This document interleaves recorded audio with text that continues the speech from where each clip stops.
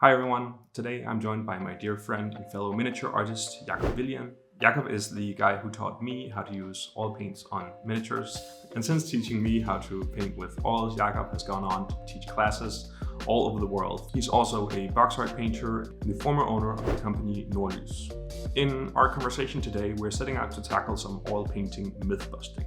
I think there's a lot of misconceptions and a lot of mystery surrounding oil paints in the miniature world, and the goal for today was to try to tackle some of these misconceptions and misunderstandings and hopefully take oils a little bit off of their pedestal and make them more approachable and more usable for you. While Jakob and I were chatting, we were also painting the same model. This is Oda from Scientific Models. And what's really fun about this is that you'll see that even from the get-go, our approaches to techniques in oil painting really differ quite strongly. So you'll see two quite different techniques and interpretations of painting this model today. And before we dive in, if you're interested in painting with oils yourself, or maybe you just like a little bit more context to the conversation we're having today, you can go ahead and grab my free ebook, The Miniature Painter's Guide to Mastering Oil Paints. That's in the link down in the description. All right, my friends, I really enjoyed this conversation I had with Jakob, and now let's get into it. We just kind of assumed we'd agree on everything, but yeah. I don't use it transparent. Yeah, most of my paints are transparent and none of yours are, so it's a great start. Arguing in a bit and throwing stuff around. So maybe that's exactly the point we want to make here. Oh, this is the speed dry? Yes. Okay. Yep. I kind of do this so I know I have everything on the palette. Yeah.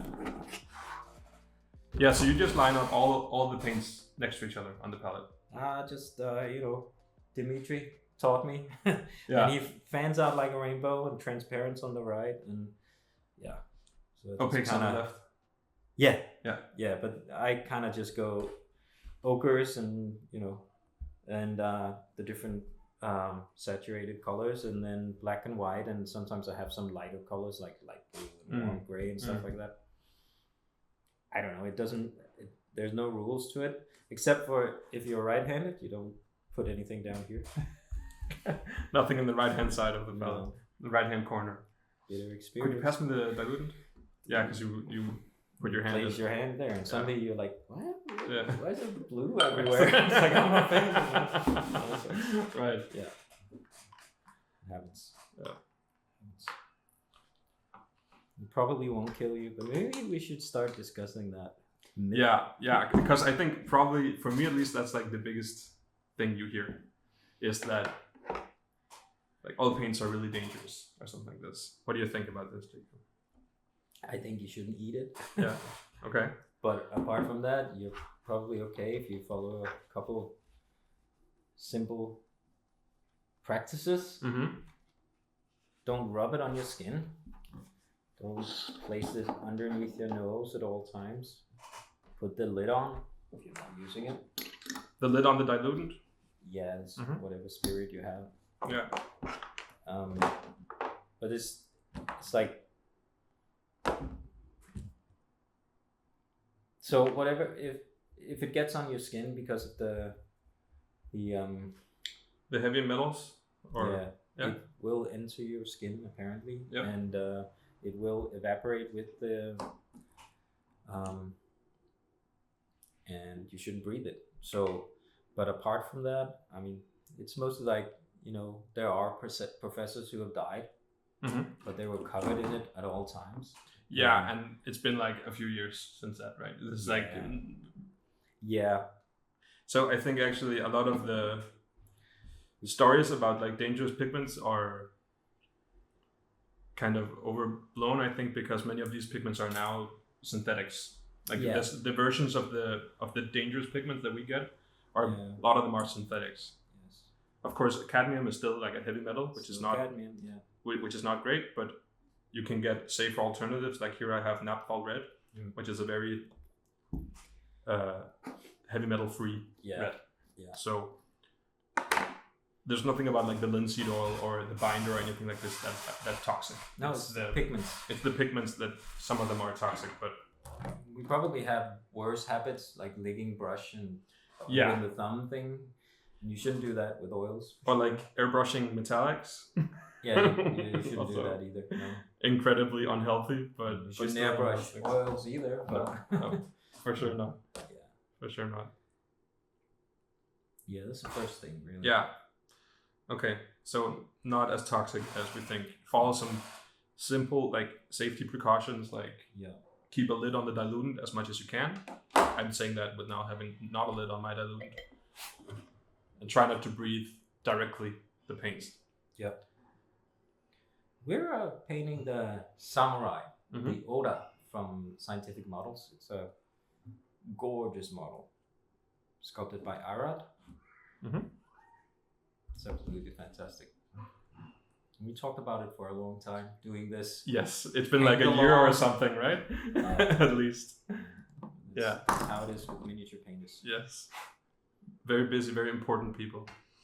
Or something like that. Just take our times. Yeah. Okay.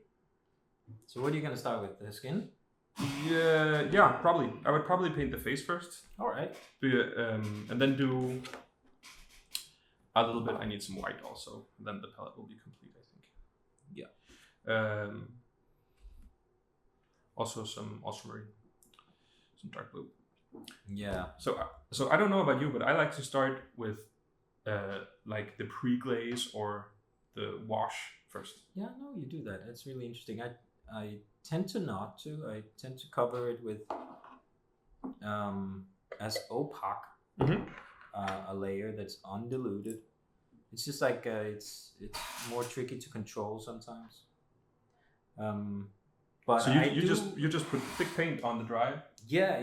Okay. It's directly on. But it makes sense with the dry soaking, I call it, with the pre-glaze. Yeah. Because it's more receptive for the oil layer afterwards. It sticks better. Yeah. But you would need the spirit to have evaporated. Yeah.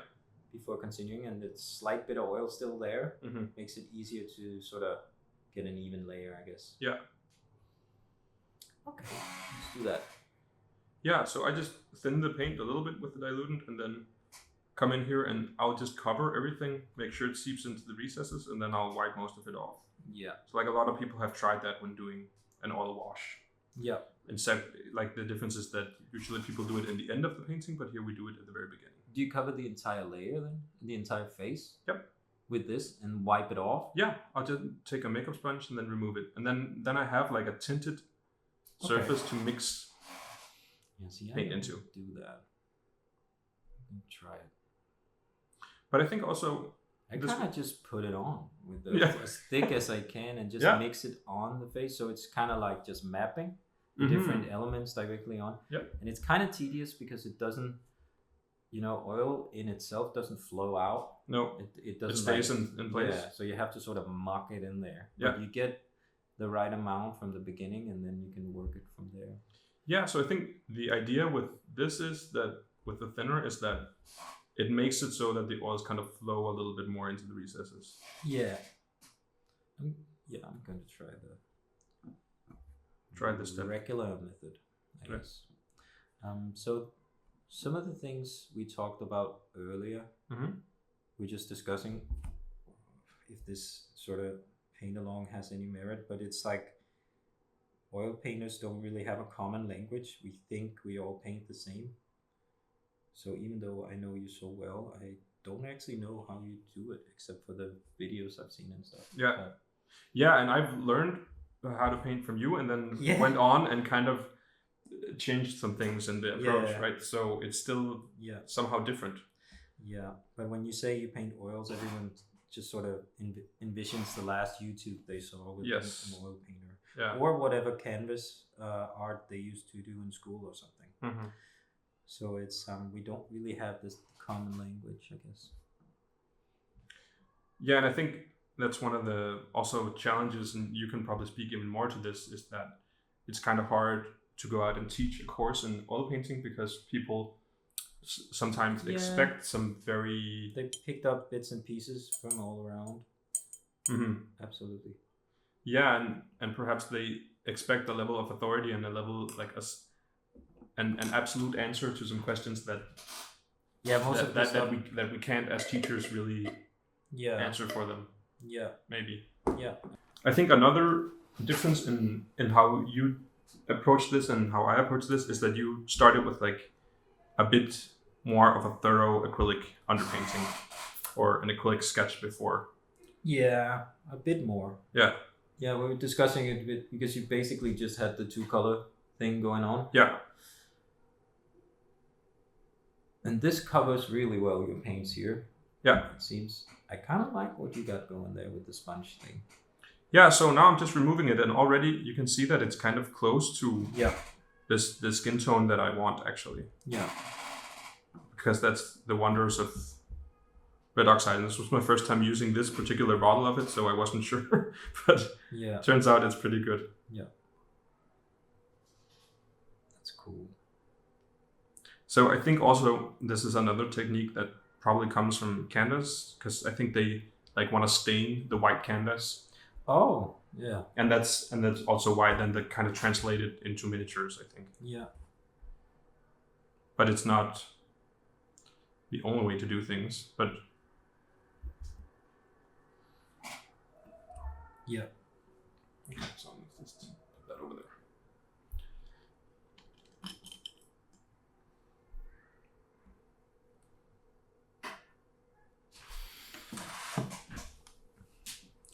So now I have like a super thin layer of oil on the model. There's a bit of dilutant in there even. So it's like very thinned out. Mm-hmm.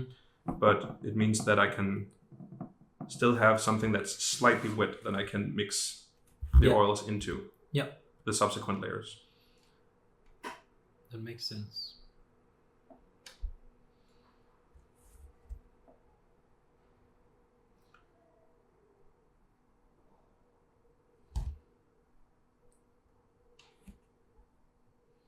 And what sort of brushes do you use? Brushes is something I always get there's asked. a lot of questions about brushes always. Yeah. It's very, for me, not very important what brush. Yeah. I feel like with oils you can paint with nearly any brush. You can, but it's mostly like how long they will last. Yeah. And you don't want to ruin really expensive brushes. Yeah, no. If we had infinite amount of brushes, then, some really, really good natural hairs would be preferred for everything. Yeah, of course. So it's mostly like preserving the brushes that you have for what you really want them to do. So you can absolutely paint with cheap miniature brushes. If you go to an art store and ask, they will sell you some hog hair or something. And most of these are too rough for miniature painting, I find. Yeah, that's my experience too, is that they're way too rough actually. Yeah. But you can use them for palette handling and stuff like that. Mm-hmm. But for me, I just have a bunch, because I paint a lot with acrylics for a long time, so I have a lot of like leftover brushes from acrylics. Yeah. Good Kolinsky brushes that a year ago had a nice tip, and now they're just pretty ruined. Yeah, that's what I keep telling you. Don't throw it away. Yeah. Just leave it for also the ones that have 7 hairs left and they're all split are the best for blending. Yeah. Yeah, it's a funny thing where the tools that really suck in one circumstance are pretty perfect in another. Yeah.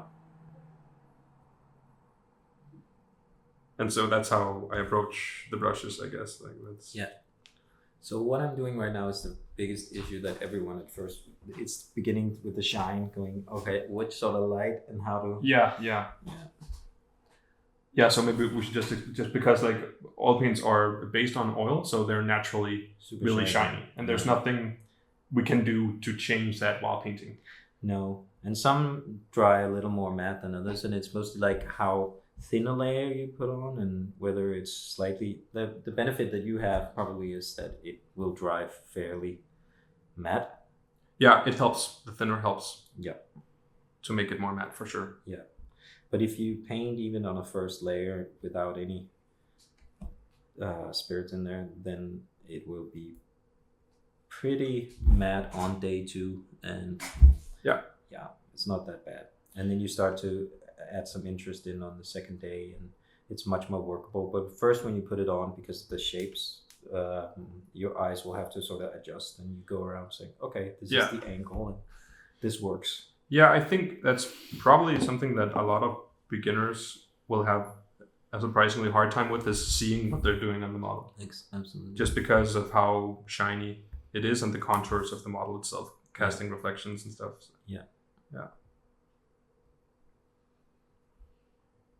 So what are some other things, like, because you've taught like a bunch of classes for like acrylic painters wanting to try oils, people who have a lot of experience with acrylic painting. Beginner class, I guess. Someone wants to try it out.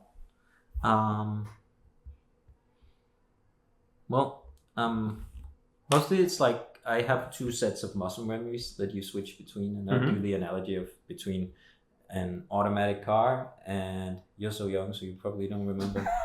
Yes, I do. I do drive stick. Thank you very much. But the first time you try an automatic, you punch the brake as you would a clutch. And then it goes, and then you sort of adapt to it, and then you will adapt really fast when you step into either or, and going, this is what I need now for muscle memory. Yeah. And it's sort of the same with oils, but in the beginning, everyone will rely on their acrylic sort of muscle memory. Yep. Meaning that I kind of have to go around saying, slow down, soft touches and stuff, because otherwise they will try to put the same amount of fluid in the brush. The bristles. And it doesn't work the same way, or they will use the same sort of hectic movement of dot, dot, line, and kind of don't, you can, but it's a different technique to get in the beginning, and I'm just kind of doing it actually. Yeah. But that's just for the first. But when you start to blend, you want to go slow. Mm-hmm. And sort of just side bristle. Yes. Called it caressing the model. Yeah. Yeah. Which I feel silly every time I say, but just go, you caress the model. Yes. Well, it makes a lot of sense. It's like, it is kind of what, so I think the habit comes from trying to paint more textures and trying to blend with noise in acrylics. Yeah. But here, because the paint stays wet the whole time, there's really no need to paint that texture. Well, not on the first layer. No. But as we also talked about earlier, you shouldn't really talk about all the points you want to do beforehand, because then it gets quirky. Yeah. As you said as well. Yeah. Stop me. But that's okay. Oil painters tend to stop too soon, or that's my experience, or I tend to stop myself too soon. Mm-hmm. And then kind of the face doesn't get as much interest as it would in acrylic. And it's mostly like, now it's drying, so I move on to other things and I forget to return to it. But you must think of it as, at some point you need to either wait until the next day and it's not completely dry, or just until completely dry, and you can start to add interest, like freckles or whatever. Yeah, small details. Yeah, so then it's a completely different thing. But the first layer you put on naturally is pretty crude. Yep. But in principle, you can do whatever, the same. You can dry brush with it, and Okay, so I want to linger with something you said there. Yep. So you said that we tend to, all painters tend to finish too soon. That's sort of, sometimes I see oil painters who are really, really good. Mm-hmm. And it's sort of like the face comes, I do it too, so the face comes across a bit bland. Yeah. It's a bit too neat. Yeah. And then you go, it's a sort of a lost potential. But I think it's just because of habit. You just need to keep on with the same amount of attention, which brings on another myth that it's much faster to paint in oil. Mm-hmm. Granted, if you want to do the big like skin area, like the one you showed in yours. So if you paint faster. Like a big bust that has a bunch of nude skin, then you can make that smooth pretty fast. Yes. Yeah. Yeah. But in order to bring interest in and make it, you kind of have to stick with it and do some other stuff to it. Yeah. Otherwise, it's just neatly blended areas, which is fine. But so do you think that's where that comes from? So like we stop too soon because maybe if you paint with acrylics, you place like a high value on a smooth surface because that means a lot of work with acrylics. I think maybe, but it's also like the process is glaze, ...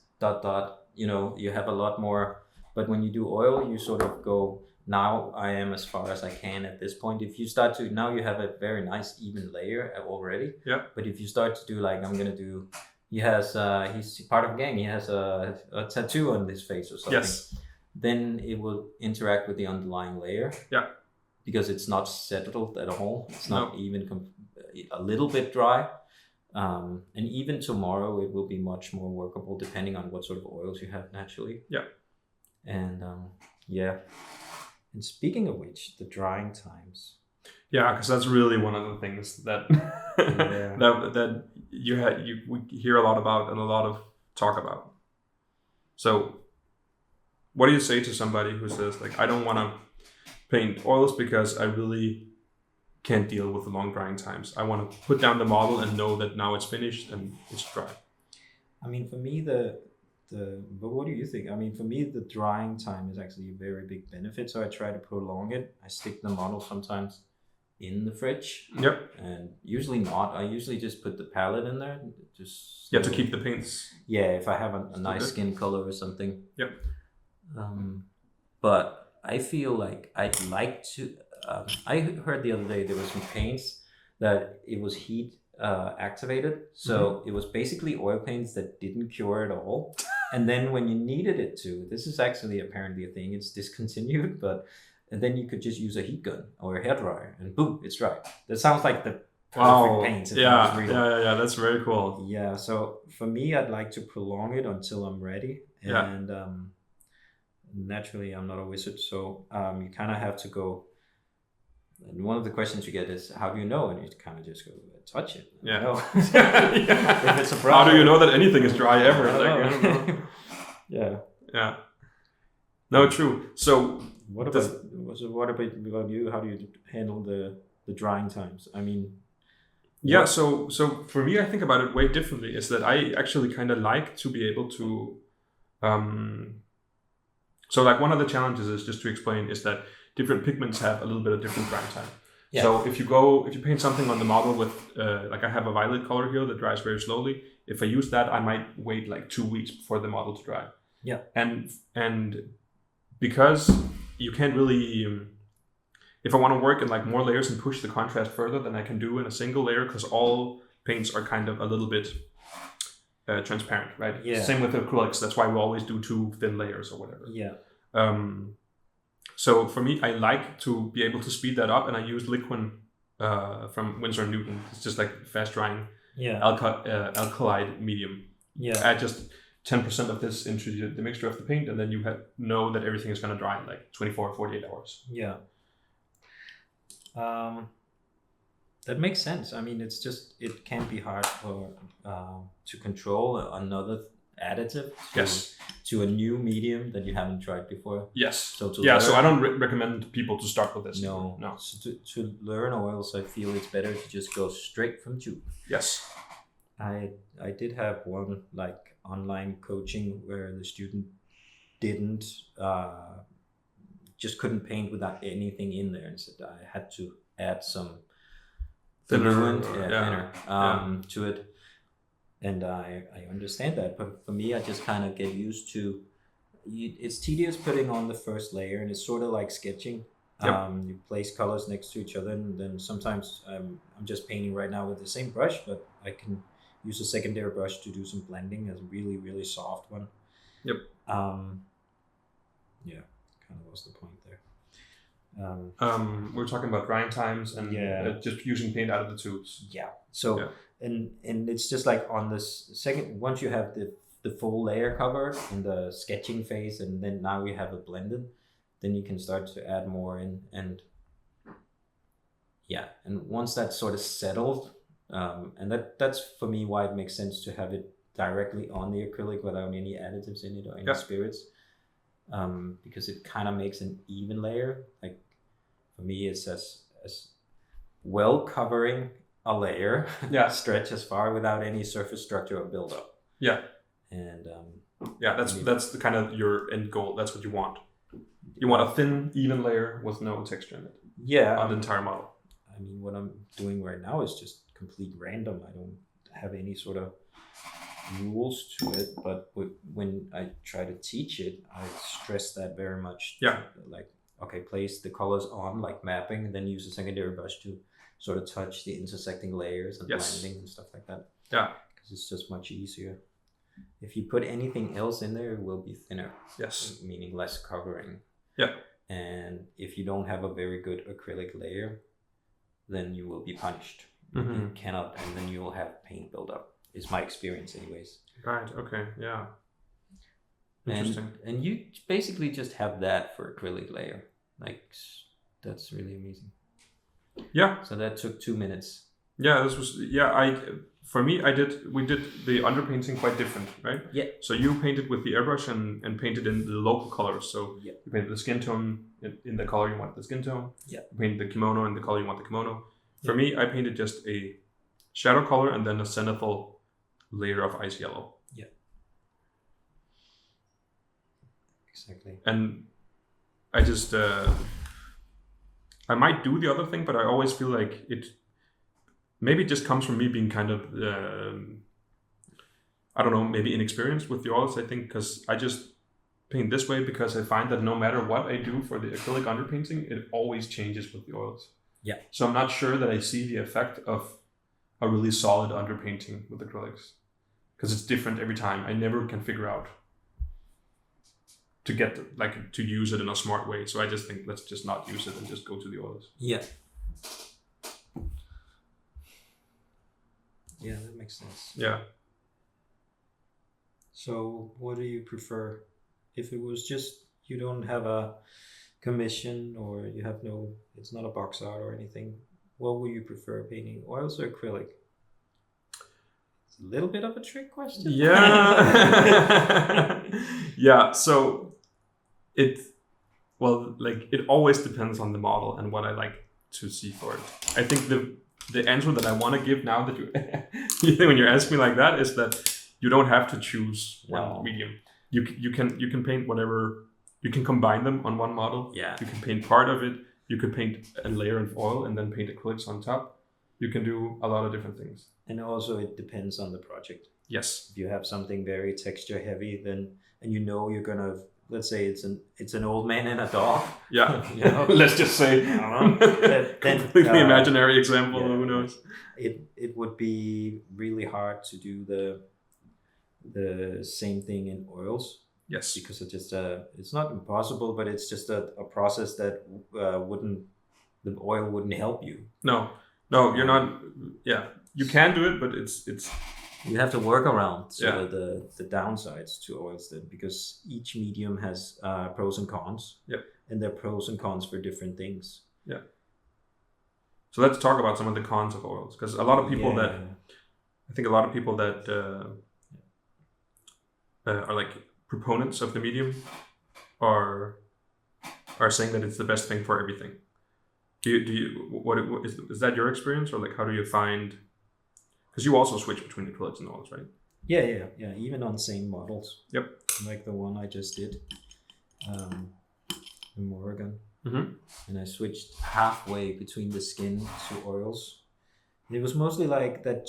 It was an easier process for me at that point to do it. And I could not tell the difference afterwards, after it has been varnished. Yeah. With the same sort of surface shine, I guess. Yeah.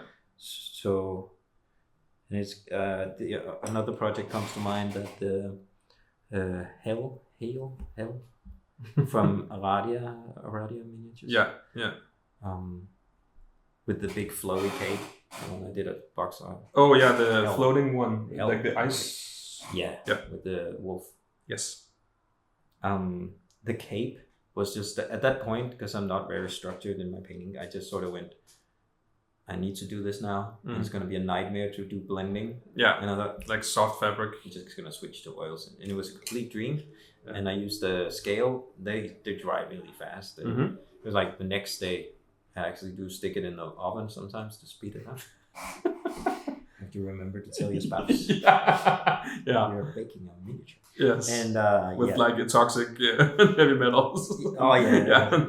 Well. Yeah. Yeah. And then I just switched to oils, and I couldn't tell the difference on that either. That the surface felt the same. Yep. So if you didn't know, you wouldn't be able to tell. Yeah. So it's just different tasks and different projects for it, but it's getting more normal than not to switch between oils and acrylic. And with this, I mean, let's just talk about what we probably do. We started off painting eyes with acrylic. Yep. Why did we do that? Why did you just suggest to do Yeah, that? so I wanted to do that because I think that for me to get the right contrast in the eyes is easier with acrylics. And to get the right separation between the whites of the eyes and the iris.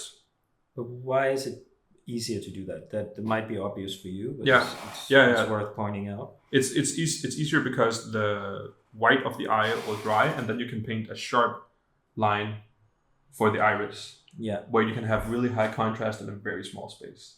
Same thing with like the white dot in the eye, the reflection. You want that to be really sharp and really separated. So if you're painting that wet into wet, when it dries, it will fade a little bit. Yeah. So when you do it with acrylics, you get that fast drying time, and you can reinforce it if you need to. Yeah.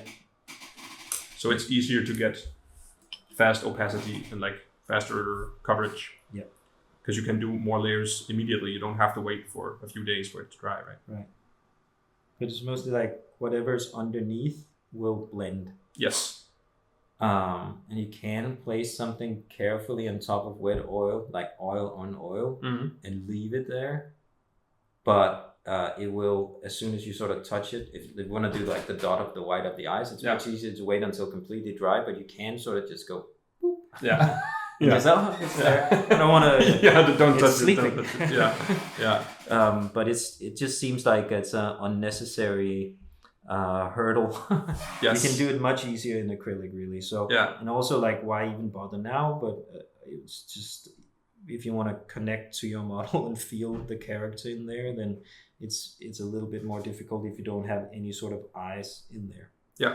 And you kind of want to connect to it pretty early on in order to bring out the story and the character, I feel. Yeah, and it won't be very fun to paint if you don't feel anything here. Yeah. If you want to trick your brain into thinking you're painting a real person and not a plastic model. Yeah. So that will make the painting process more fulfilling, I feel. Yes. So there's something I wanted to bring up, and it related to. Okay, so here it is.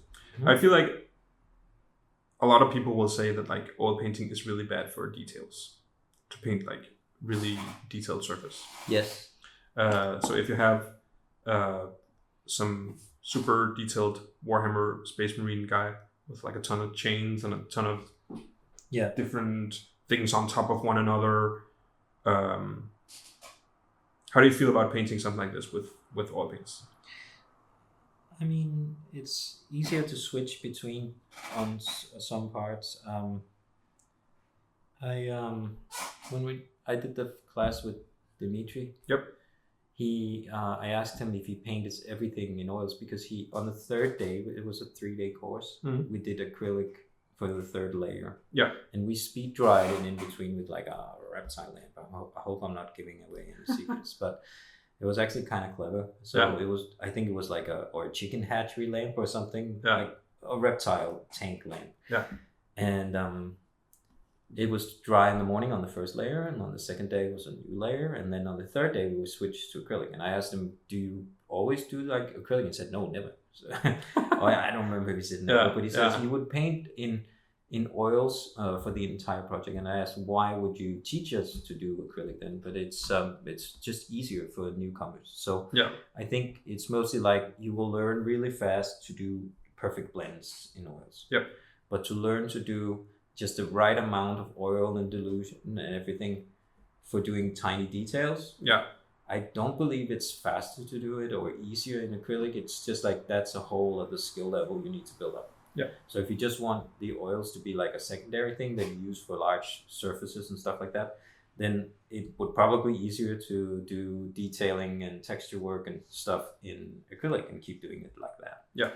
You kind of need to put in a lot of hours to learn to do everything in oils. Yes. But I mean, there are people winning demons now. Yeah. Oils. So it's just like, of course it's possible, but it's kind of is a inhuman skill set you kind of need to build up. And since you probably already have a lot built up in acrylic, you kind of need to be devoted.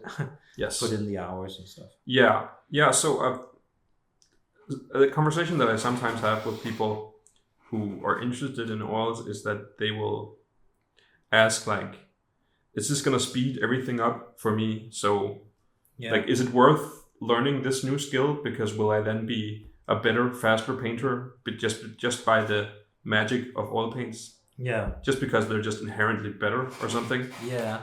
And I always tell them, no, it's not. You shouldn't do it to be a speed up thing, because then you're bound to be disappointed. Even though you can probably paint large surfaces of skin faster, or definitely I can, because but that's just my habit of how I paint, I guess. Yeah. Then that shouldn't be the main purpose, because then you will be disappointed, because you do need to learn a new skill set. Yeah. It's a really nice skin tone you got on there. Thank you. I like the bluish undertone. Yeah, I'm quite happy with like the blue-green stuff down here. I understand that. Yeah. It's really nice. So I like to sometimes over-saturate in the first layer. Yeah. Especially because I paint with a lot of transparent colors. Yeah, you do. So I know this will fade a little bit. Yeah. It will be a little bit more subtle. Yeah. And about the transparency, tell me more about why you choose that, because I stress to all students that we start off with the opaque colors. Yep. And there's no right or wrong. Yeah, for me, I think I stumbled onto it a little bit by accident. It's just that I think a lot of the transparent colors look really nice. Yeah, they're much more vibrant. Yeah, for sure. So I think that's why I just bought more of them. Yeah, because I'm like, it's a valid reason. Yeah, and now I have a bunch of them, so now I use them more, and then that kind of it formed my process, I guess. Yeah. Oh, well. Yeah. Don't really need much more reason. They just look more pretty. Yeah. Yeah. And so it really comes back to what you were saying before about how we don't really have some perfect language to describe. No. We don't have, because in acrylics we have a bunch of terminology and a bunch of techniques that we all use. Yeah. Because we've all seen Duncan Rhodes, or we've all seen these people describe what layering and glazing and stippling is, right? Yeah. So we have a common language. Yes. Here it's like a little bit the Gold Rush or the Wild West, where I don't know, I've just figured out a way to do it and kind of ask other people how they do it, and it's always different. Yeah. So the thing that I see students struggling with, though, is that sometimes they have a hard time getting the layers to cover. Yes. And if they have a hard time getting the layer to cover, they put on more oils in order for it to sort of stick there. And then it's just you have paint build up, and then you have surface structures and stuff. And you sort of just drag paint around and then get frustrated. Yeah. So to use fully opaque on a somewhat neatly painted acrylic layer is, for me, sort of the fail-safe way to show people to do it. Makes sense, yeah.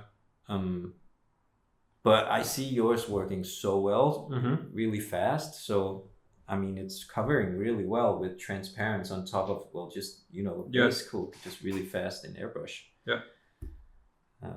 And I'm glad we're so far away, because yours is looking much better. Let me see yours, because I'm only seeing it from the left. Yeah. So at the moment, I'm just trying on different colors, and I just kind of go, oh, that looks nice. And then as soon as I have a full enough layer, and then I start to add whites and reds and stuff and build up some contrast within that. But as soon as I have a covering layer, and then that's the point where you sort of get your money back, because then you have a workable layer, and then it's just play. Then it's like, okay, I'm gonna highlight this wrinkle on his eyebrow and start to add interest in. But you need to get to that point at first. Right. And normally I sort of say you mix up like a medium skin color and then a light and a dark, and then you start to map it and then blend in between, and that all works. But since we're just chatting, I just sort of play around until I'm happy. No, for sure. It's good I believe it's good to do that, to try to switch pace sometimes. Yeah, but in order to not get frustrated the first time, you kind of need like some ground rules. And it took me quite a few classes, maybe 2 or 3, to see that muscle memory that people rely on is the same for acrylic. Yep. So they sort of touch with the same sort of brush strokes and stuff like that, and go, that's it. I get it now. Yeah. And even though that can be a stylistic choice, even in oils, for sure, it's just and there are many ways to paint oils, as you mentioned. Yeah, for sure. Yeah. But it's just easier to learn to blend first, and then first you learn the basics, then you experiment. Yep. But even that term, the basics, is hard to. Yeah. I get it. It's also like I'm schooled by Dimitri and his class and his videos and teachings and so I just kind of, this is how I learned it. And sometimes when I meet oil painters, they go, I also paint in oils. I say, how? And that's completely different. It's amazing. But we call ourselves the same thing, and it's like I don't know. It's the difference between painting in I don't know, airbrush and something else. It's like different techniques that we use in acrylic, but we have names for it. But in oil, it's just that's oil, but that's just the medium that you have. Yeah, it may be a ton of different things. They're like different reasons we're doing different techniques, and really hard to say. So I think that's the biggest challenge for me when trying to teach this stuff. Is that it may look from the outside as if we're all doing the same thing. When in reality, like, I have no idea how like Lucas, Saba, and these guys do the stuff they do. Like, I can't teach you that. Like, you're gonna have to ask them. But I know how I like to use them. But it's, guarantee you, it's very different from the way these guys do it. I tend to actually ask, and at some point they're about to go like, "Oh, it's this guy again asking questions." But I'm really curious because everyone's methods are completely different. And they really are different. And so I do write up every once in a while some fellow painters and ask them how they paint oils. General curiosity, but also, of course, to learn the differences in order to vocalize it. Also because sometimes people have seen a YouTube video and I haven't at all, and they refer to some things that I have no idea about. And how does that work? So in order to speak the same language, I kind of need to know how other people would approach this different medium. It's fully enjoyable teaching it though. I tend to really like the day two, because this is where people get this is good, and you just sort of lean back. You've taught them, you've rambled on about theory and stuff, and then you just sort of sit there and just look at them, and every once in a while someone goes, "This is really nice." I go, "Yeah, it's really nice." And you get to relax and everything. And also just like it is really nice painting in oils. It's really chill, and it's something like I jokingly sometimes stop people and go, "Just stop what you're doing right now," and then look around the room going, "You know what's amazing? It's not dry yet." That's right. Keep going. I do this early on because everyone sort of has that stress of acrylic layers drying really, really fast. So if you tell someone to stop mid wet blending, it's really like, because it's gonna dry. But with oils, it's you just kind of muck about. Just fuck around. It's super chill, and you just go, what would happen if I put green here? Oh, that didn't work. And then we wipe it off. And that's too green now. And you can actually just wipe it off, just a bit of tissue with a bit of the spirit diluted or whatever, and just wipe it off. Absolutely. It's like very, and I think also this is kind of also one of the things, as like I do YouTube videos, right? I try to stay on top of what's going on in that space, and a lot of people focus a lot on speed. And so oil paints are often portrayed in, is this going to make your painting faster? If not, throw them in the trash. And for me, I think this is the totally wrong focus. I get if you're trying to get an army painted, you might want to pick fast techniques. Sure, go ahead, use the airbrush, use the oils for wash. They're great for that. I'm trying to take that away from anybody, but I feel like the emphasis on speed sometimes does a little bit of a disservice, because like we're not painting miniatures. We're not achieving fantastic results very quickly. Like that's we can dream of that, but it takes practice. It's a whole other skill set you need to build up. Yes. And that requires as much dedication, pretty much. It's not, I mean, any theory on color theory and stuff will of course apply, but your muscle memory and how the paint behaves is a reboot. Yep. So you need to relearn everything. And I mean, it's different for different people. And some people paint acrylic in almost same way they would have a very fast, aggressive way of painting, the same way they would get the benefits of the blending. Yep. They just do it so fast that they don't, in order for it not to dry. So the process might seem similar. Yeah. But yeah, it really is. For me, it's a completely different skill set. Yes. Yeah, and focusing on speed is kind of missing the point sometimes, I feel. Right? It's like if you really want to get it done that fast, then I almost guarantee you that the techniques that you already know and have practiced are probably going to be faster. Yeah. Like for a lot of things at least, right?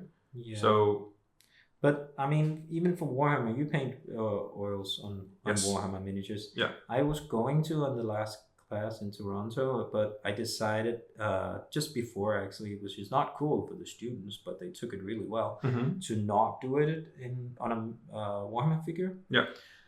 Mostly just because I think it's more difficult to go down a scale. Bigger surfaces are easier to show and paint. You kind of get more benefit from it easily, but at the same time, when you do the Space Marines, you're actually in my presentation doing this. I screen dumped your video because it's a really good way of explaining, and you put the color here and you blend it like that, and on the blue Space Marine guy. Yeah, cool. And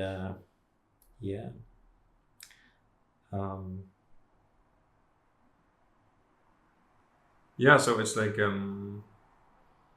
painting anything small is going to take probably a little bit more effort, a little bit more control. So painting slightly bigger allows for bigger, more relaxed movements. I remember I did way back. I did what are the golden boys called? Stormcast. No, are they called Stormcast? Yeah, the golden boys. Yeah, Sigma. That's called the golden boys. I forget, but I painted one of those guys, and just with the whole armor thing, it was really easy to do NMM like that. The golden boys. It sounds like we should call it the golden boys. Senior football team. Yeah. The golden boys. The Stormcast. Yeah. Yes. And but as soon as I got to the sort of the detailing bit, I was struggling quite a bit. But back to the point about switching to acrylic, I guess. Yeah. Because that would actually make sense if you want to do something like NMM blending. You could probably learn that really fast and do that much more easy, even on a Warhammer scale, and then paint the rest in acrylic. There's no rule against that. You can do that. And it would probably be much more fun to do it. Yep. Like that. Yeah, so it's, I think, something you mentioned earlier, can't remember if it was before we sat down or what, but you talked about how like there's really actually true magic in combining them. Yeah. So that's when it gets really good, is that you get the best from both worlds. Yeah. In combining the mediums. Yeah. When I do the class, I sort of tell people that this is mostly about taking oils off its pedestal. And which is something that we sort of create ourselves. And it's also because when we paint oils and when we do it in public, we sort of go, this is amazing. I love it. Magic. Yeah. But it's also because it comes from canvas painting. So it's sort of tied to a bit of snobbery. Yes. And the tubes, you can only use this old hollow. $70. But it's not true at all. You can buy some really cheap paints and use your miniature brushes. So it's mostly like taking it off its pedestal and demystifying it and adding it to your toolbox so you can use it for when it's applicable and when you feel it's good. Yep. But it's also saying if you do not practice it, you will not be, even on like blending on surfaces, you will not get the benefit from it. So you do need to put in the effort. Yes. One of the students, most talented students I had on my first class, he was painting at the time. He was going to do a huge Golden Demon entry, which he won. And he won with that entry? Oh yes. Okay. It was amazing. It's Erka. Sorry. Oh, okay. It's Erka. Okay. Yeah. She's Okay. amazing. Yeah. But I sat down next to him and going, how do you, I don't understand, how can you get this smooth surface just like that? And he was just a natural. And I said, please continue with those, please. And he said, no, I can't because I have to win my Golden Demon. So, and I kind of get that. It's in everything, but you just kind of go like, you'd be really good at this. Yeah. But you do need to put in the effort though, because no, of course. Yeah. Yeah, it's not a cheat code. It's not a free ride. But it's just different. So yeah, you can work with the ways that it's different. Yeah. Yeah, Eka is amazing, man. He is amazing. Great guy, great artist, that's for sure. Yeah. Sending out love to yes. Love to the Finnish people. Yeah. To the Finnish community. Yeah, it really is. Great bunch. Okay, so I'm kind of now at the point where I feel like I can't really push contrast much further. Without so like, what? Yeah, I would like to have stronger highlights, but I keep adding more white, but I feel like now I'm hitting the ceiling. Yeah. So there's a term, insisting. Yeah. You just kind of keep blending it in until you're happy, and it would take almost forever. Or you could wipe it off just with a bit of tissue, with a bit of spirit, just in that highlight area. Just wipe it off, and then when you put white on top of that, it would be the same as having that first soaked layer. Right. Okay. But this is looking really good. You could also just leave it like that and just wait a day and then just continue. It's really, really nice. Yeah, that's what I would usually do now. Yeah. Because I would feel like this is the contrast I can get, so just leave it and put in stronger emphasis on wrinkles and everything tomorrow. It's just because of whatever color is dominant. Yeah. So you can't really push it further at this point and just go either give up and wait or just wipe it off in that area that you want to push the furthest highlight. Okay, yeah. I think I'll just... is anyway what I do, but yes. But you can also just work different miniatures at once and just put it aside until happy. And yeah, I'd probably just move on to another part of the model actually. So maybe paint the hands or something now that I have the colors. So we were talking about something earlier off camera about how we're less like confident in oils. Mm-hmm. So if we have a really tricky box art, we would naturally just start off in acrylic. Yep. Why is that? It's a really good question. For me, I feel like it's about... I have more hours in acrylics and I understand how to... I feel like I can... It's maybe a little bit irrational actually, because I feel like I can always switch to oils if I want to. Yeah. But going back to acrylics, now you're dealing with like, oh, is it dry? Can I get rid of the oils again? Is it going to be a surface I can paint? But actually, probably most of all, it is that if it's a box art commission, it's about photos. Yeah. So I really want to make sure that it looks nice in photos. So it's easier to control or something? It's easier to control the finish, yes. Because work in progress photos with oils, that shit is like really gnarly sometimes. It looks like a toddler hand painted it. Yeah. That can be really bad, even though it's super nice in hand. And it's just because of the shine. Yeah. The camera can't deal with the shine. Yeah, but you remove the shine in the end. Yeah. Probably, right? Yeah. Sometimes you kind of leave a little bit, like orc skin, for instance. For instance, yeah. Kind of just want a little bit of shine there and it looks really nice. Yeah, and I didn't even varnish that one. I just let it cure. And in the end, it had a nice surface, so I let it. Yeah. And sometimes the shine really works your way. Remember some of the first models Torbjörn painted, Torbjörn Bone, he painted in oils. He left, it was just like one layer on the hair or something. Mm. And people were just going, that's amazing, those highlights. And it was just like... I'm a natural. And you kind of can take advantage of that. Yeah. And that also works really well in hand, but you need to control it a lot. And it's much easier to just go spray it with whatever varnish works for you. Exactly. And that is a chapter in its own with the varnish. Yeah. Let's save that talk for a different day maybe, because there's so much... I feel like every time there's so much stuff I want to say, I get a million associations every time you speak, and then the conversation moves on. But there's so much about because there's so much mystery around the oils, or like so much feigned mystery, where people repeat all of these things they've heard somewhere, and some of them are applicable and some of them really aren't. Yeah, like we talked about the, I can't remember, the lean on fat. Yes. It's a perfect example. Yeah, fat on lean. Yeah. Yeah, not lean on fat. Yeah, right. Yeah. Fat on lean, right. Yeah. And since we it's not applicable to miniatures really. No, because like, so the history of the thing is that it's a term that comes from canvas painting, where in canvas painting you don't want to put a super thin layer on top of a really thick layer. Because what will happen is that the thin layer, which is on the outside of the canvas, will dry. Yeah. And then as the fat layer of all underneath sets, it can cause like crackling in the surface. Yeah. You see, so canvas painters like to paint from the thinnest layer in the beginning and then thicker and thicker layers as they move out to like the finished painting. Yeah. And oftentimes they put like a big dot of white in the final highlight as like the thickest. That's the last thing they do. At the eyes or on the nose or something on the portrait, right? Yeah. But we're going for a totally different application of paint with miniatures. Yeah. So the principle is not really that much, like it doesn't apply really. No. So if you pick up those bits and pieces online, then it's more confusing than doing any good, really. Yeah.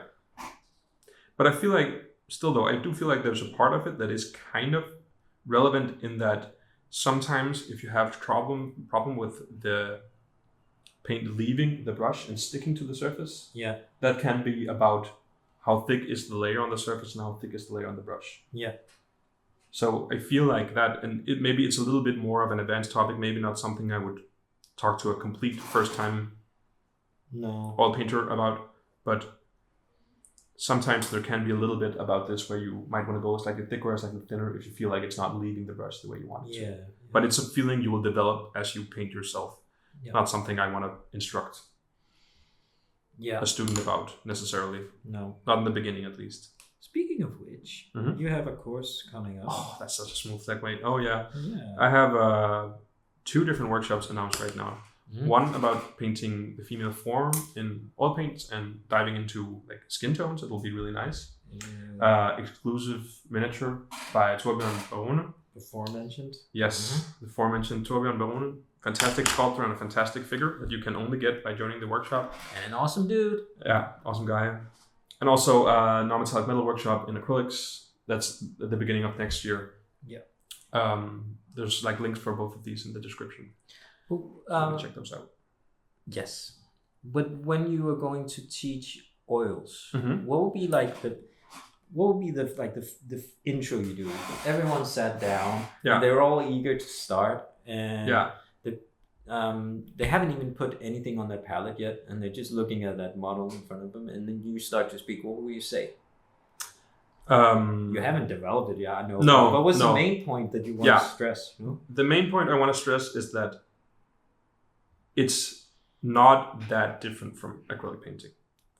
So we have to use slightly different techniques with the brush.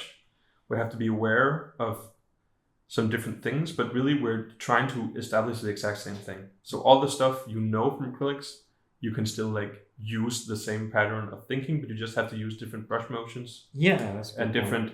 different ways to, I guess, a little bit of a different route, but you're going for the same result. Yeah. So the main goal is the same. Yes.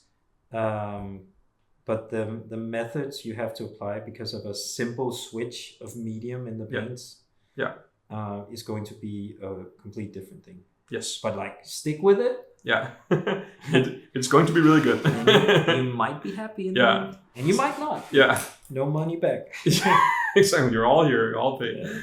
No, but it's like, there are some things that are going to be vastly easier than what you're used to. Yeah. But there's also going to be some things that you took for granted as being easy that are now a little bit difficult. So what are some of the most common like misconceptions or misunderstandings that we haven't talked about yet that you feel like you encounter when teaching people how to use oils? Are there any ones that we haven't really touched upon? Maybe something about like the price of paint? Oh yeah. You hear a lot about like, I don't want to get into oils, it's way too expensive. No.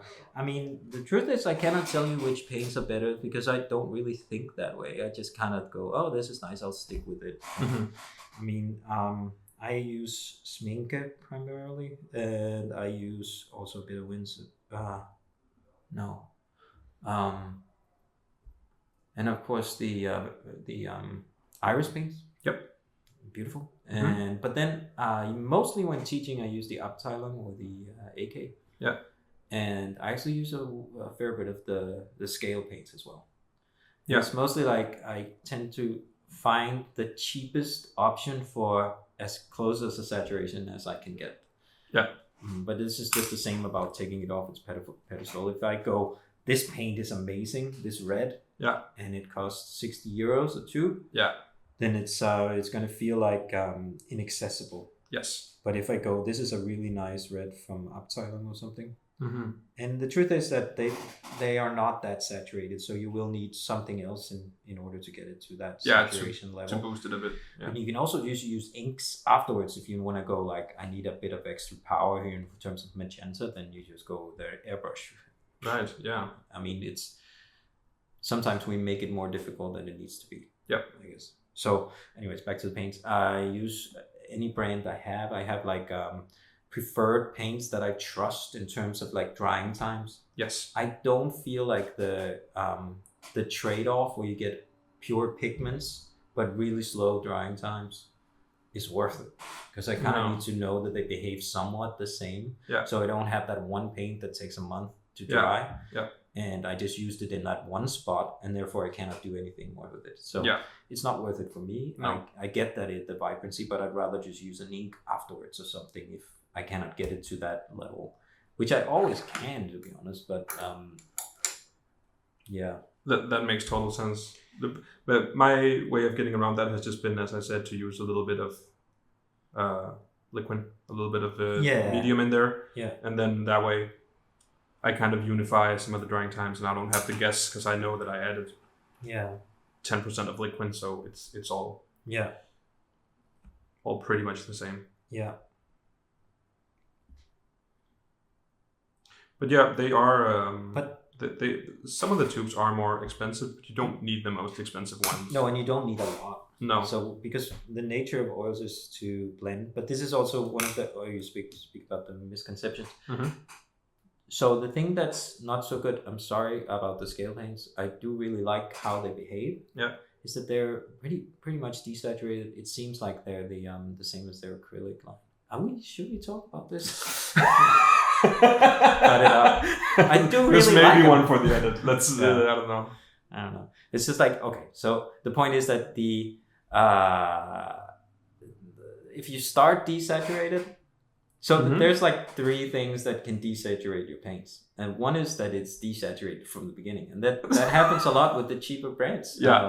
Because they're not pure pigments and they're desaturated from the beginning, and then when they cure dry and you varnish it, they lose even more. They lose, and since they blend, so if you take a really desaturated paint from the beginning and then blend it, therefore desaturating further, and then when it dries, it desaturates. It fades a bit. Yeah. And so the weird thing about doing acrylic paint is that when they dry, they change color, right? Yep. And they change like how dark they are.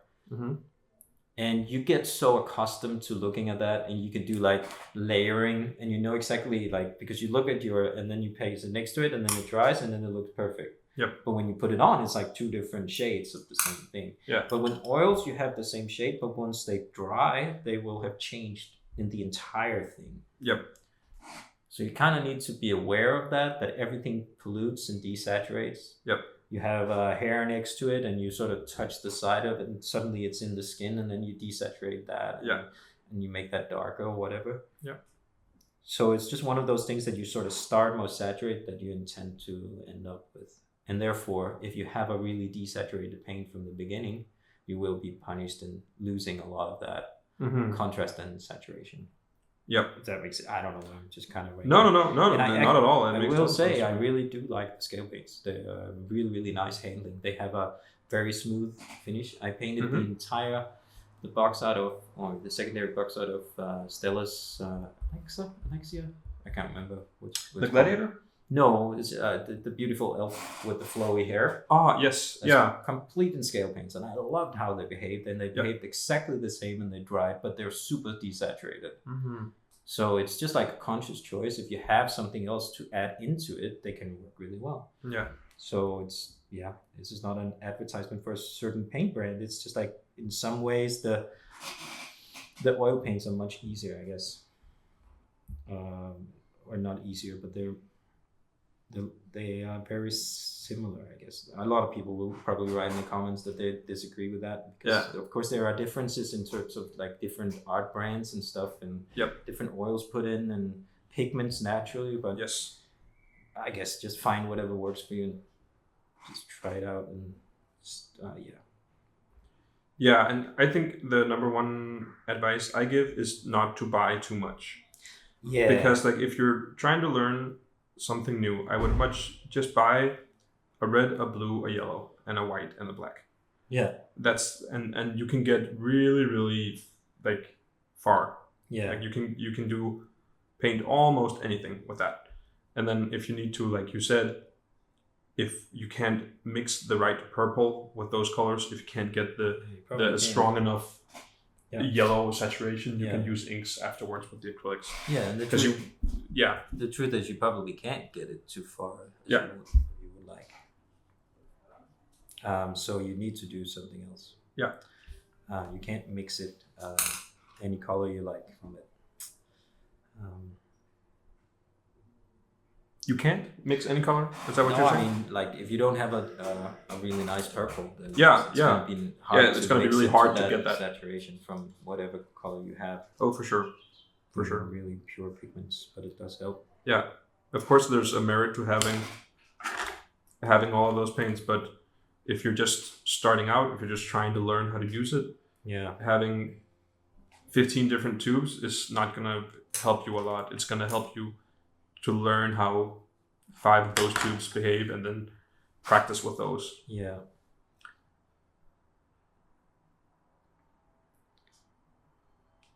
This is really nice. These I just love painting oils. Yes, it's so relaxing. I was like, let's move on from the face, and now I'm still fucking on the face. Just like this is not just because the camera's rolling. I really love it. Yeah. It's just so calming. So you put in all at this point, and it's interesting to hear. So this is as far as you can go. I get it with the highlights. Yes. But you can pretty much just keep on with the same layer. You don't really need it to dry. No. And there's also a ton of work in the second layer that, I mean, if I could bypass that, it'd be really nice. Yeah. I did at Dogma 48. I did the Blue Lady, Korean bird paintings, and it was wholly enjoyable. And I had the whole plan that I was going to like speed dry it in one layer, and then just as I've been taught in the first class, I did with Dimitri. Yeah, and you had the lamp and everything. Yeah, I think so. I planned the oven trick or something. Yeah. But it was so much into it, just doing all the skin work, and I'm not that good at planning, and I ended up just doing the entire thing in one wet blended layer. Yeah. And the skin was so enjoyable. It's like you put in all this work, and then you did all the wrinkles and stuff, and then start to add just tiny variations of purple in the skin and stuff like that. And it was just like, I just fell in love with it at that point. Just as you mentioned that, I just realized I want to put a little bit of violet in the corners of the eyes. Yes. It really is really nice to start to do that, just adding in different color variations and see what happens. And because of that, you just, if you want to do like the reddish of the cheeks, just, 5 tiny dots. Yep. Let's take another brush and just massage it and it just leaves a tint. But at some point, if you want to do like wrinkles and different lines and stuff, then you naturally can't do that. Yeah. So it would be different than the acrylic where you would just glaze over it with a bit of shade and just sort of fade it a bit. So it is really a different process. Just as you said massage, I just remember that. Do you remember that podcast you did where you talked about? Oh no. I remember you saying getting a massage. No. Yeah. But it is a good point though. Yeah. I subscribe to the. It was a good podcast. Yeah. I'll leave a link for that as well for the people to hear. Yeah, with Andrew. Yeah. Andrew had a joke when I first fell in love with oils. I was sitting at Chrononaut always going, you know what else is great about oils? So that one sentence, and I discovered something new. Yeah. You can actually dry brush it with it as well. Yeah. It's super easy. Or something, as a new discovery. Yeah. So it's like, oh, here we go again. You know what else is great about oils? Yeah. But you can't do a lot of things that would be seemingly contradictory. Yep. Did you ever try the water-mixables, speaking of? Oh, I'm so happy you mentioned these because this is one of the things I get questions about all the time and I can't answer it. Because no, I haven't tried the water-mixables. At first I thought it was going to be like, now I cracked it, everyone's going to fall in love with oils because it seemed like the perfect. Yeah. And again, it ties into the stuff about the toxic solvents and everything. Yeah. Seems like a solution to these problems that is just like ideal, right? It even says vegan on the tubes. Yeah. I don't know why. But it's non-toxic and water mixables, and they actually are water mixables. It pretty much means, well, mixing is one thing, but another is just to rinse out your brushes and not fuck them up, Yeah.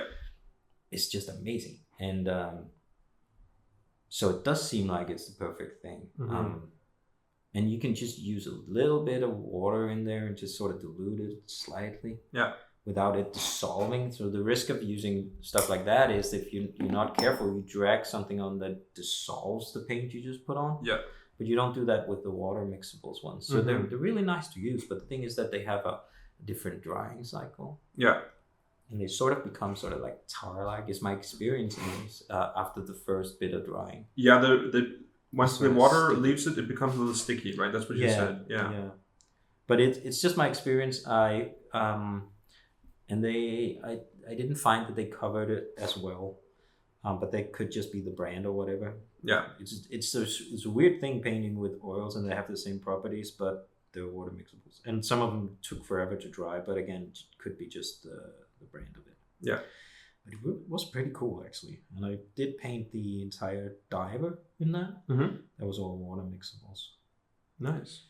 But they're not now in your toolkit. No, I tried them on the Bubble Boy. That was water mixables as well. And I sort of rediscovered why I didn't like them. It's still true that they are annoying because of this and this. Okay. Yeah. It's just a bit of a shame, really, because again, no fumes, no. Yeah. It would. I mean, it would be fantastic. Way better for the brushes. Way. Yeah. Less. Yeah. Health concerns. Yeah. And also the weird thing was, because I painted remember the honey collector of the Himalayas? Yes. That was all water mixables as well. Mm-hmm. And I was in a rush doing the backdrop. Yeah. So I was like, can I airbrush on top of this if it's water mixables? I guess so. So I just took a regular acrylic on top of wet. Yeah. And it stuck there. It was just because I needed the smoke on there. Yeah. Burning, and the smoke gets the bees all confused and stuff. Yeah. While they steal their honey. And I needed that faded bit, and I couldn't I would wipe out all I've done in order if I was going to try to do. Yeah, try to paint it in. Yeah. With the, of course, you would have just, if I just left it to dry, I could do it. But I could just airbrush on top of it. So that's amazing. You can do that.